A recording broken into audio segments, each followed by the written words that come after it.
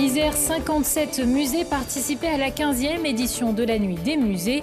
Au musée Mincieux à Voiron, près de 40 artistes amateurs et professionnels ont pu croquer la ville telle des Urban Sketchers. Entre 20 et 40% des Français souffrent d'allergies liées au pollen, des allergies polliniques qui peuvent être diagnostiquées chez un allergologue en quelques minutes seulement. Encore une actualité sportive chargée ce week-end avec au programme du water-polo, du rugby, du cyclisme ou encore du sport automobile avec la 37e édition du rallye de la Matésine. Bonsoir à tous et bienvenue dans ce JT du lundi 20 mai 2019. Tous les titres de l'actualité du Grand Grenoble, c'est toutes les heures à partir de 18h. Les élections européennes auront lieu le 26 mai prochain, mais pour aller voter, encore faut-il des assesseurs. La ville de Grenoble lance donc un appel aux volontaires, vérifier l'identité des électeurs, gérer les listes d'émargement et globalement veiller au bon déroulement des opérations de vote. C'est la mission des assesseurs qui seront sur le pont pour les élections européennes. Si vous êtes tenté par quelques heures de bénévolat, il faudra être inscrit sur les listes électorales. Une petite formation est prévue. Pour s'inscrire, direction Grenoble par mail à relations.usagers@grenoble.fr en appelant le 04 76 76 33 10. C'est donc la dernière semaine de meeting pour les candidats aux élections européennes. La tête de liste des Républicains, François-Xavier Bellamy, sera de passage en Isère mardi 21 mai. Au programme, pas de rencontre avec les électeurs, mais la visite de l'entreprise Soitec à Bernin.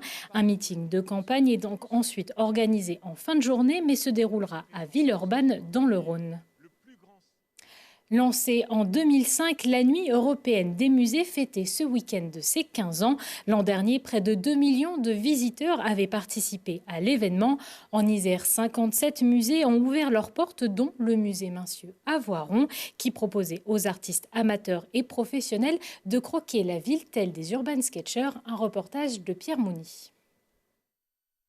Les visiteurs du musée Mincieux ne sont pas des amateurs d'art comme les autres. Le mot de code qui les a réunis, Bois Joli 2.0, leur mission, venir dessiner la ville. On a recréé le temps d'une journée l'idée du Bois Joli, qui était un groupement d'artistes qui est né en 1905 à l'initiative de 3 artistes voironnais. Donc il s'agissait aujourd'hui de retrouver cet esprit où ces artistes mélangeaient peinture, mais aussi musique, mais aussi art de vivre. Une fois équipés de leur carnet, la quarantaine de personnes présentes avaient toute une journée pour marcher sur les traces de ces artistes. Alors là, on se dirige vers le Bois Joli, qui est en direction du Collège des Oiseaux, et puis qui donnera normalement une vue intéressante sur Voiron. Pour remplir les carnets de dessin, aucune consigne. Les artistes avaient carte blanche. Je dessine ici la place, les immeubles avec les arbres, pour l'instant, un quartier. Si certains avaient décidé de monter sur les hauteurs de Voiron, d'autres ont préféré s'installer juste devant le musée pour pouvoir dessiner en groupe. C'est pareil, c'est comme pour faire de la musique à plusieurs. Quand on dessine à quelques-uns, là, c'est encore mieux parce qu'on peut échanger sur les techniques, on apprend des choses, on partage, c'est super. Entre portraits, dessins de monuments et aquarelles, les artistes ont su faire preuve d'originalité. Là, je suis en train de dessiner les poubelles. Je n'avais pas imaginé que je dessinerais les poubelles. Les croquis réalisés seront exposés la semaine prochaine au musée Lucien Mincieux dans le cadre de la semaine Tous créateurs. Et les carnets des artistes seront donc exposés au musée Mincieux jusqu'au 3 juin prochain. Les allergies au pollen n'en finissent plus. Malgré les fortes pluies de ces derniers jours, le département de l'Isère est placé en risque élevé en ce qui concerne les allergies aux graminées. En France, entre 20 et 40% des Français souffrent d'allergies polliniques. Direction donc l'allergologue pour pouvoir diagnostiquer ces dernières et seules quelques minutes suffisent. Lina Badreddine. Donc vous avez une monosensibilisation aux graminées. C'est grave, docteur ? C'est quelque chose surtout d'assez favorable parce qu'on peut le traiter assez facilement des sensibilisations avec des gouttes sous la langue ou des comprimés. Gêne au niveau des yeux, démangeaisons, nez qui coule, éternuement et parfois asthme.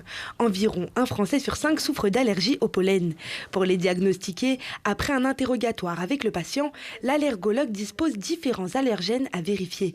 Sont testés par exemple les acariens, les poils de chien et chat, la moisissure, mais surtout des pollens incontournables comme les graminées et l'ambroisie. Les tests sont aussi parfois orientés sur les pollens de la région. Dans notre région, les graminées sont ubiquitaires, on a forcément des graminées, puis on a quand même pas mal de pollen de bouleau, de pollen de frêne aussi qui sont assez présents. On a certainement moins de cyprès que dans le Midi, mais bon, on peut avoir des arbres qui sont un peu de la même famille. La pollution, la perte de biodiversité et le dérèglement climatique entraînent une augmentation des allergies et une polysensibilisation des personnes. Et la polysensibilisation entraîne souvent une aggravation des allergies et souvent des asthmes plus importants parce que les gens sont sensibles sur des périodes qui deviennent très longues. Parmi les personnes allergiques, 20% présentent des symptômes sévères. Les patients qu'on voit en ce moment bien souvent viennent pour ce qu'on appelle des pollinoses, des allergies au pollen, plus souvent le rhume des foins. Et donc là, cette année, ça a commencé depuis le mois de février avec le noisetier, le cyprès, le frêne. Et puis depuis à peu près le fin mars, à peu près le 25 mars, on a vu arriver les patients allergiques uniquement aux graminées. 2 types de traitements sont possibles pour traiter les allergies. Les symptomatiques, à prendre dès que le patient commence à ressentir les premiers pollens, et les préventifs, qui permettent une désensibilisation et se présentent sous forme de comprimés à placer sous la langue ou de gouttes. Les traitements ont fait quand même beaucoup de progrès. On a surtout des traitements maintenant qui endorment peu, parce que les antihistaminiques ont la réputation d'être un peu sédatifs. Maintenant, les fabricants ont essayé de sortir des produits qui sont efficaces et peu sédatifs. On a des gouttes pour les yeux qui sont adaptées, qui globalement satisfont les patients. Et puis après, on a des sprays pour mettre dans le nez. Si la plupart des antihistaminiques sont délivrés sur ordonnance, d'autres sont disponibles en pharmacie sans prescription médicale. Et les allergies au pollen, c'est le thème du dernier numéro de Check-up, votre émission santé à retrouver jeudi à 21h. Le leader du transport par câble Poma va construire de nouveaux téléphériques en Chine, à Shimlong Park, après le succès d'une télécabine triangle qui survole le Safari Park depuis 2017. 3 nouveaux téléphériques verront donc le jour dans le parc de divertissement chinois. Cette nouvelle liaison possédera le débit le plus important au monde, pouvant accueillir près de 5800 visiteurs par heure. Une liaison qui ouvrira ses portes au public en 2020. Autre moyen de transport, le train. Le débat public sur le nœud ferroviaire lyonnais a démarré et plusieurs réunions publiques sont prévues à travers la région Auvergne-Rhône-Alpes, dont une à Grenoble le mardi 21 mai. Organisée par la Commission nationale du débat public, cette réunion aura pour objectif de répondre à plusieurs questions. Comment améliorer les liaisons entre Lyon et Grenoble, ou encore le train est-il une alternative crédible à la voiture pour les déplacements en Auvergne-Rhône-Alpes? La réunion est organisée à 19h au Stade des Alpes au Salon Sud-Ouest. Jurassic Park, le retour, le thème de la prochaine foire d'automne qui se tiendra à Alpexpo du 1er au 11 novembre est désormais connu. Ce sont les dinosaures qui seront mis à l'honneur. Tyrannosaures ou encore Raptors, en tout une quinzaine de dinos de plusieurs mètres de haut, animés et sonorisés, seront présentés avec la complicité du Muséum de Grenoble. Ces dinotroniques se sont fabriqués en ce moment dans le Jura.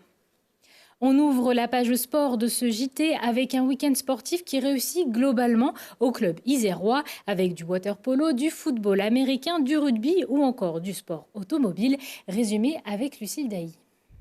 Ce n'est pas parce qu'on est moins médiatisé que les performances sont moins belles. À la une, le pont de Cléguc water-polo qui nage en plein bonheur. Après une large victoire à Saint-Maur, les poloistes gagnent le droit de jouer en élite et pourraient devenir champions de France le week-end prochain. Pendant ce temps, le FCG Rugby nage dans les profondeurs du top 14 avant le match de la survie le 2 juin prochain. Malgré une envie certaine de faire mieux à Pau, rien ne sourit cette fois aux Grenoblois dans le Béarn, défaite 22-0. Plus qu'une consolation pour les amoureux du ballon ovale, la grosse sensation de l'équipe 2 des Amazones, sacrée championne de France. En battant leurs homologues du Stade français, elle monte en Fédéral 1. Elles rêvent de monter en Ligue 2 féminine. Les basketteuses iséroises y sont presque. Pendant que les Voironnaises battaient Ifs en play-off, la Tronche-Mélan battait Strasbourg. Tout se jouera samedi prochain.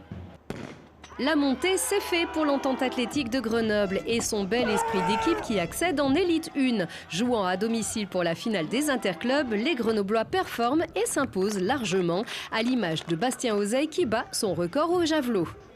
Clap de fin, le GF38 termine sa première saison de Ligue 2 à la 9e place. La défaite 3-1 à Sochaux est anecdotique, autant que le dernier but grenoblois signé Romain Grange. On n'est pas peu fier du grenoblois Nance Peters qui s'est emparé du maillot blanc du meilleur jeune après la 9e étape contre la montre du Tour d'Italie. Le Mathésin est 3e au général. La Matésine de Nance Peters s'éclate aussi à 4 roues. Le rallye de la Matésine a brillé sous un ciel gris. Les Gapençais Romain Roche et Anthony Chabot sont les plus rapides de cette 37e édition. Et une qualif pour finir, les Centaures s'offrent les playoffs pour leur première saison de retour en élite. Après leur victoire à Marseille, les footballeurs américains de Grenoble peuvent rêver encore un peu. Ce soir, Si on parlait se met en mode escape game. Les chroniqueuses de l'émission vont devoir relever un challenge, résoudre une énigme en direct sur le plateau. Un défi à suivre à 18h15, 20h15 et 23h15 et en replay sur notre site internet. Prochain rendez-vous avec l'actu dans 1 heure et en replay également sur télégrenoble.net. Demain, vous retrouverez Marie-Caroline Abrial pour le JT. Je vous souhaite à tous une excellente soirée.